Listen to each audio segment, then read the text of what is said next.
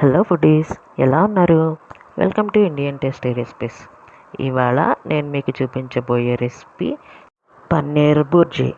ఈ రెసిపీ చాలా అంటే చాలా యమ్మీగా, టేస్టీగా, సూపర్ అంటే సూపర్ ఉంటుందండి.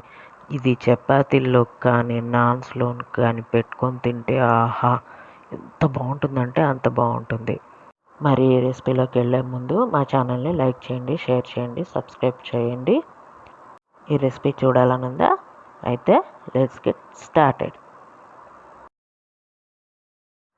ఇప్పుడు ముందుగా ప్యాన్ పెట్టేసుకొని 2 టేబుల్ స్పూన్స్ శనగపిండి డ్రై రోస్ట్ చేసుకోవాలి. చేసుకున్నాక ఒక బౌల్లోకి ట్రాన్స్ఫర్ చేసుకోవాలి. ఆ తర్వాత 1 tablespoon garam masala, 1/2 tablespoon amchur powder, 1 tablespoon ధనియాల powder, 1 tablespoon kasuri methi, 1/4 cup పెరుగు, 1/4 కప్పు పాలు. ఇవన్నీ వేసి బాగా మిక్స్ చేసుకో. 1/4 టేబుల్ స్పూన్ పసుపు. ఇవన్నీ వేసి బాగా మిక్స్ చేసుకోవాలి. 1 టేబుల్ స్పూన్ కారం.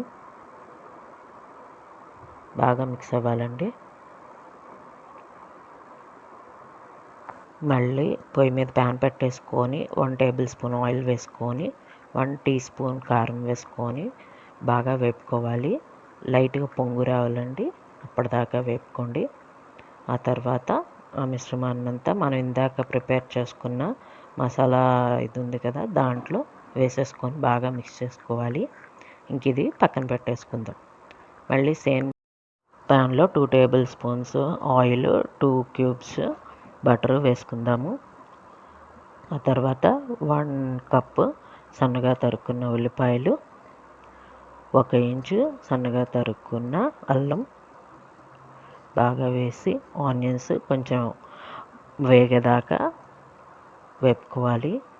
ఆ తర్వాత 2 కప్స్ టమాటోలు. ఇది ధాబా స్టైల్ కాబట్టి మనం కొంచెం ఎక్కువ ఆయిల్ యూజ్ చేస్తామండి టేస్ట్ కోసం. టమాటాలు బాగా మషిగా అయిపోవాలి. ఇట్లా మూత పెట్టుకొని కొంతసేపు ఉడకబెట్టుకోవాలండి.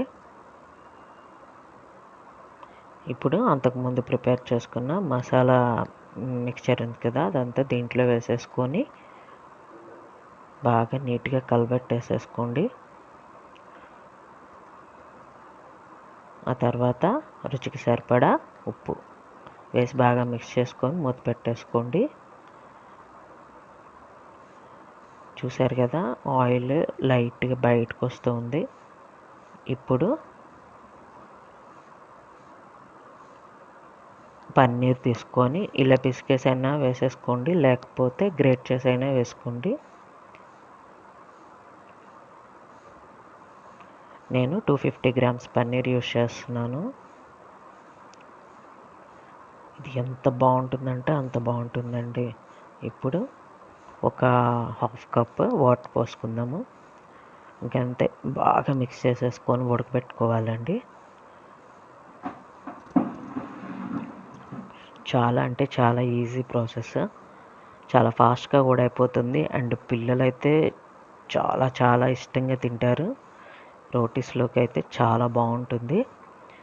ఇంకా అంతేనండి, రెసిపీ అయిపోయింది, సర్వ్ చేసేసుకోవడమే. మరి మీకు ఈ రెసిపీ నచ్చిందా? నచ్చినట్టయితే కింద కమెంట్స్లో మాకు తెలియచేయండి.